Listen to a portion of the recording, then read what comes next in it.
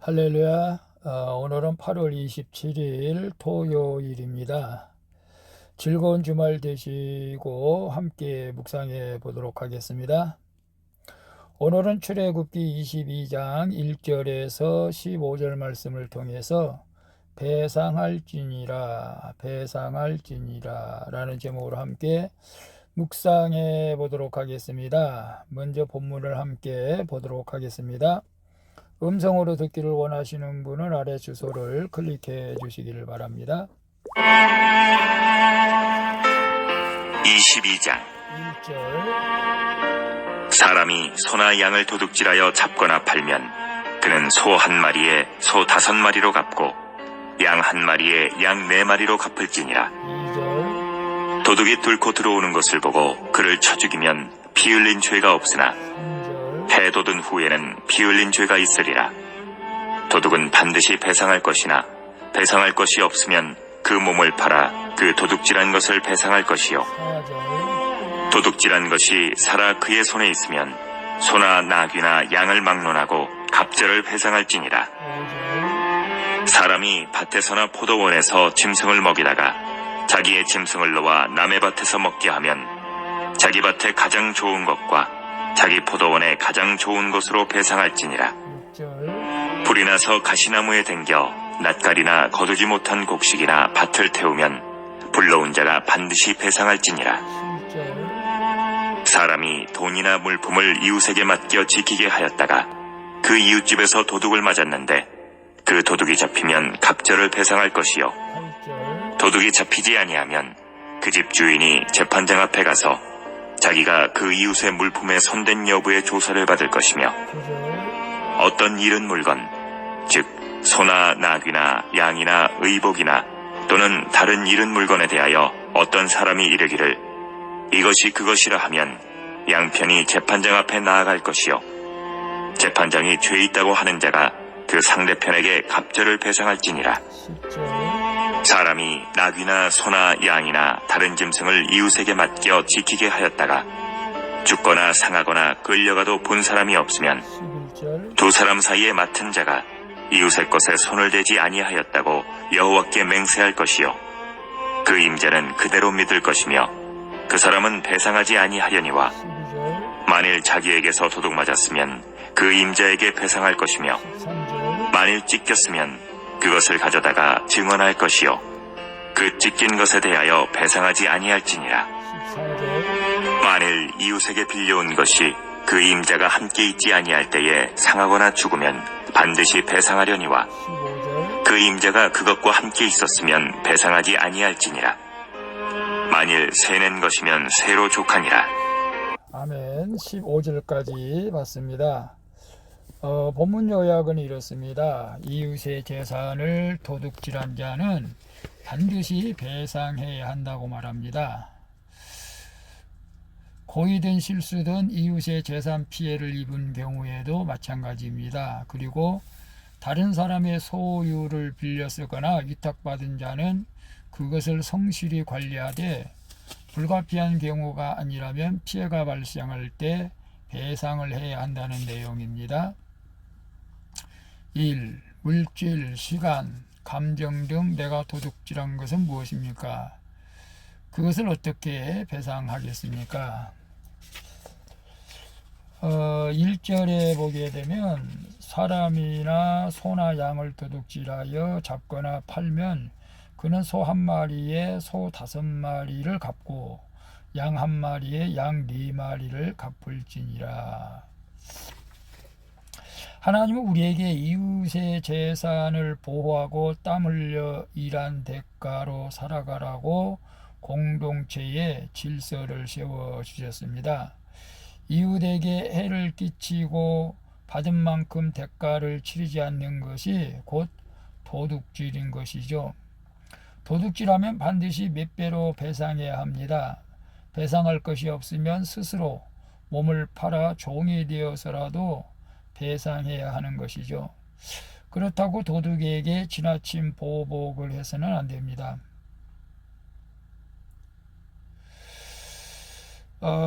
그도 그리스도의 사랑으로 보호를 받아야 하기 때문이죠.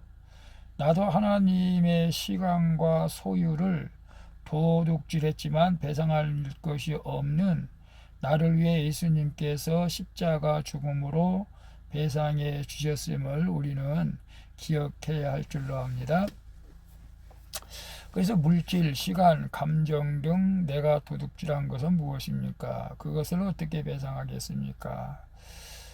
일반적으로 우리가 남의 것을 해를 끼칠 때에, 즉 1절에 보면 양이나 소를 도둑질했을 때, 남의 것을 돌아갔을 때, 그것이 발각되었을 때 하는 소리, 발각되지 않으면 모르겠지만 발각되면 소는 5배로 양은 4배로 갚아줘야 된다라고 말씀하고 있는데, 오늘 특별히 우리는 하나님 앞에서 도둑질을 하는 것이 없는가 한번 살펴봤으면 좋겠습니다. 뭐 세상적으로 당연히 도둑질한 것이 없겠지만 하나님 앞에서 우리가 물질, 하나님이 주신 물질을 갖다가 무엇을 도둑질하는 게 있을까요? 11조가 아닐까요?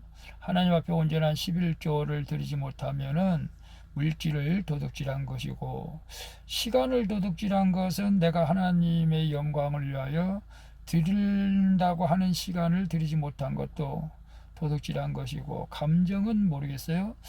감정은 늘 감사하며 기쁘게 살아가야 될 텐데 원망하고 불평하며 살아간다고 할 때에 내가 그것도 도둑질한 것이 아닐까요?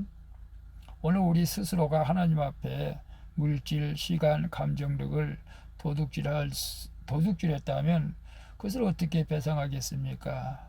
이제 2배로 더 열심을 내서 주님 앞에 충성하면은, 제가 2배라고 하는 것은 제 생각이고 10배, 20배, 100배라도 더 좋겠죠.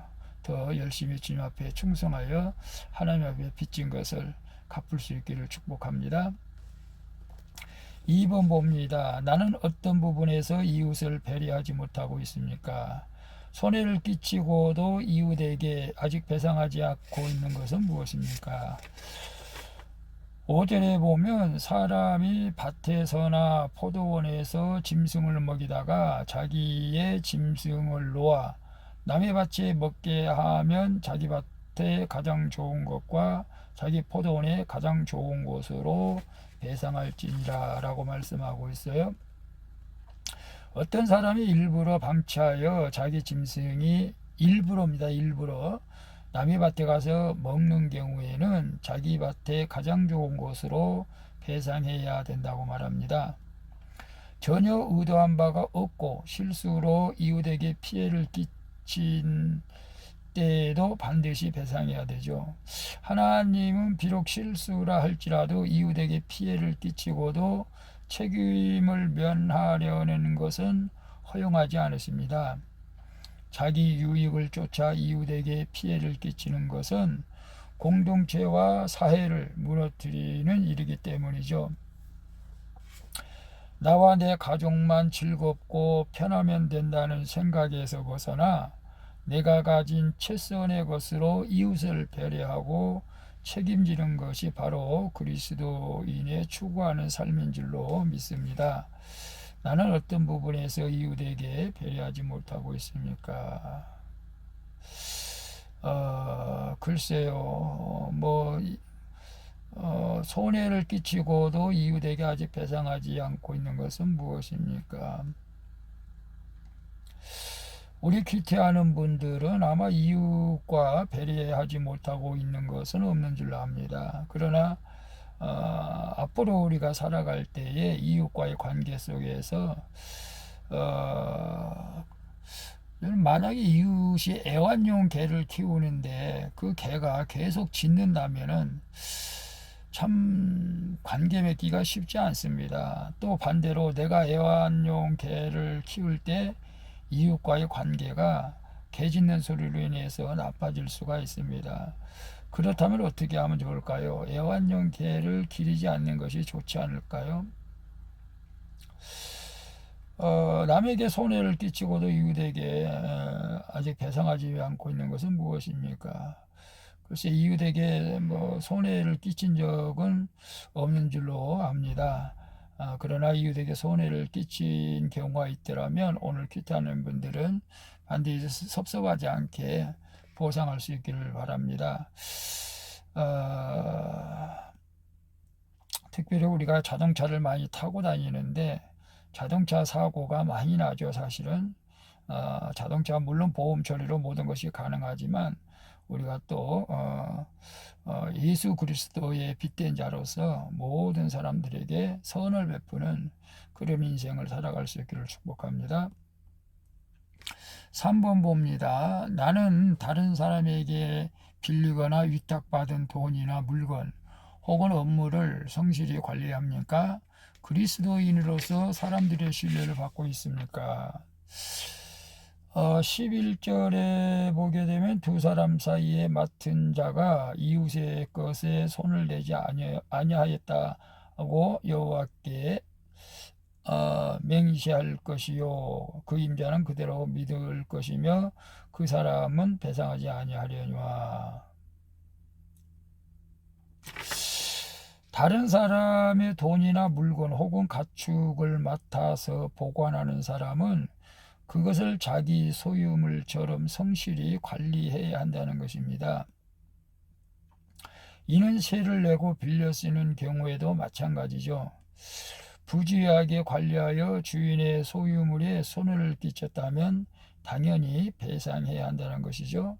하지만 불가피한 상황이 발생하여 손해를 끼친 경우에는 그것을 증명하고 재판장에게 가서 조사를 받아야 한다고 말합니다. 그래도 분별이 안 될 때에는 여호와의 이름으로 맹세하여 최후의 자신의 결백을 입증해야 한다고 합니다. 이처럼 하나님은 규례를 통해 책임과 배상의 범위를 정해주심으로 이웃 간의 관계가 무너지지 않도록 우리에게 말씀하고 있는 것을 봅니다. 그래서 나는 다른 사람에게 빌리거나 위탁받은 돈, 물건 혹은 업무를 성실히 관리합니까? 그죠? 돈이라면 은행에 우리가 돈을 많이 맡기지 않습니까? 투자금융 같은 데서 돈을 많이 받은 사람이 그것을 관리를 잘 못하면 큰 일이 생기죠. 낭패가 생기죠. 물건 혹은 그런 일들이 직업적으로 있을 수가 있겠죠. 우리가 가끔가다 렌트카 같은 것도 빌려서 탈 때도 있는데 그 비슷한 것이죠. 렌트카도 우리가 빌려 타면은 당연히 사고 나면 다 보상해 줘야 되는 것이죠. 또 어떤 물건, 또 시골 같은 경우에는 농기구 같은 것을 많이 또 빌려서 사용할 때도 있습니다. 그럴 때도 정말로 우리가 잘 사용해서 고장나지 않게, 고장나면 또 고쳐줘야겠죠. 그렇게 해서 이웃과의 좋은 관계를 맺으라고 하는 것 같습니다. 그리스도인으로서 사람들의 신뢰를 받고 있습니까? 그리스도인으로서 사람들의 신뢰를 받는 것이 참 쉽지 않는 것 같습니다. 저 또한 모든 사람들에게 신뢰를 정말 받고 있는지 모르겠습니다. 과거에는 사업할 때는 처음에는 신뢰를 많이 쌓았지만은 사업에 실패하고 나서는 모든 사람과의 관계가 끊어졌던 시절도 있었습니다. 지금은 이제 신용이 회복되고 신뢰가 회복되어지고, 특별히 직장 관계에서 보면 교회에 다닌 사람들 때문에 오히려 교회에 예수님을 욕을 먹는 경우도 더러 있는 것을 봅니다. 이건 신뢰를 잃어버린 것이죠. 저 또한 그럴까봐 내심초사 조심하고 있습니다만은 오늘 직장에서도 우리는 그리스도의 빛으로서의 사명을 잘 감당해서 하나님 앞에 영광을 돌릴 수 있기를 바랍니다. 기도하겠습니다. 주님, 하나님의 소유와 시간을 도둑질하여 내 마음대로 살아왔음을 회개합니다. 이런 저를 대신에 십자가의 죽음으로 배상해 주신 주님께 감사를 드립니다. 이제 이웃을 배려하고 책임지는 삶을 살게 하시고 그리스도인이라는 이름이 더 이상 불신과 비난이 아닌 신뢰와 신용의 대명사 되는 삶을 살게 하여 주옵소서. 나를 통해서 주님의 뜻을 이루어지기를 원하오며 예수 그리스도의 이름으로 기도합니다. 아멘. 우리 찬송가 425장 주님의 뜻을 이루소서 함께 찬양 부르고 마치도록 하겠습니다. 오늘도 수고하셨습니다. 즐거운 주말 되시고요. 내일 거룩한 주일 주님 앞에 나가 기쁨으로 예배 드릴 수 있기를 축복합니다. 샬롬.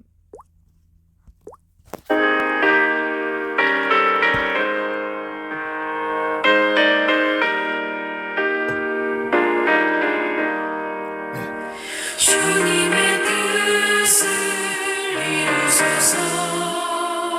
고요한 중에 기다리니 진흙과 같은 날 빚으서 주님의 영상 만드소서.